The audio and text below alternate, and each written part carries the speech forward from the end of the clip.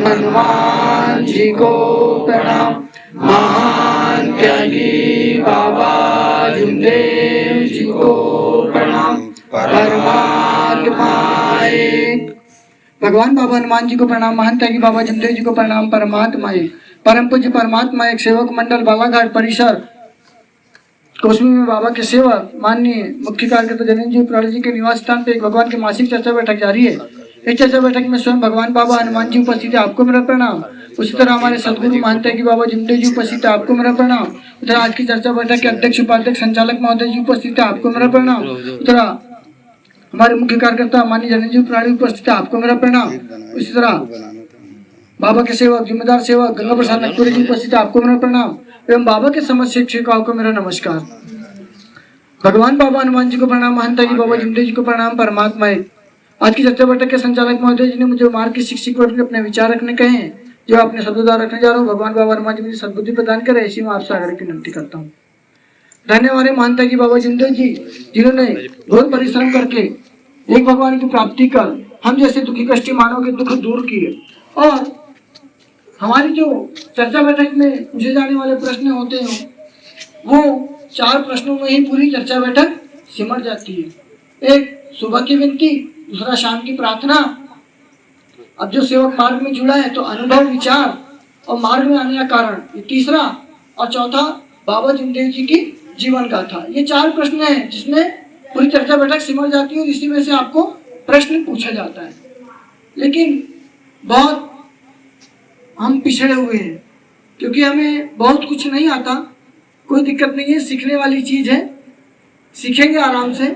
जैसे सुबह की विनती हम लोग वचन देने के लिए करते हैं और वचन में हम देते हैं बाबा के आदेश सत्य मर्यादा प्रेम 4 तत्व 3 शब्द 5 नियम का अपने जीवन तक पालन करूंगा। शाम की प्रार्थना में 4 तत्व 3 शब्द 5 नियम, तो 4 तत्वों से भगवान की प्राप्ति होती है, 3 शब्दों से 24 घंटे भगवान हमारे साथ रहते हैं और 5 नियमों से हमारे जीवन की गृहस्थी उच्च स्तर पर आती है और मानवीय जीवन के अनेक उद्देश्य सफल होते हैं। और सुबह की विनती हम लोग सुबह की विनती में 1 बार वचन देते हैं और शाम की प्रार्थना में 4 बार वचन देते हैं। उसी प्रकार जो तीसरा है वो आप सभी को मालूम है कि आप मार्ग में किस लिए जुड़े, आपके विचार अनुभव, ये तीसरा हो गया। चौथा बाबा जमदेव जी के जीवन का था।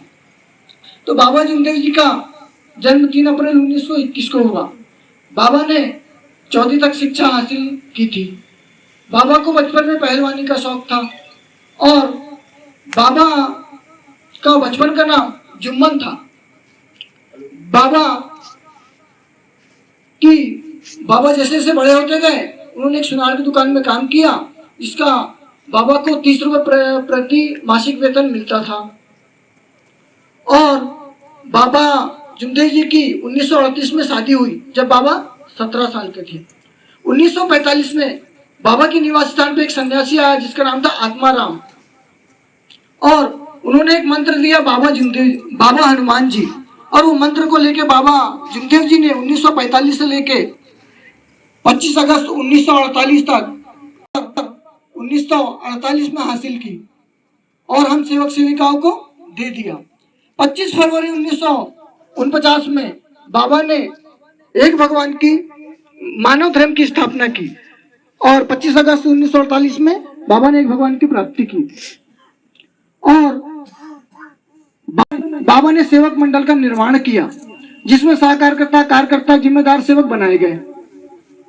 1974 में बाबा ने 5 संस्थाओं का निर्माण किया सेवक सेविकाओं को देखते हुए, जिसमें से 5 संस्था मौदा आश्रम, परमात्मा एक दूध डेयरी, परमात्मा एक सेवक भंडार केंद्र, धर्मार्थ दवाखाना और मर्यादित बैंक, ऐसी 5 संस्थाओं का बाबा जमदेव जी ने निर्माण किया 1974 में।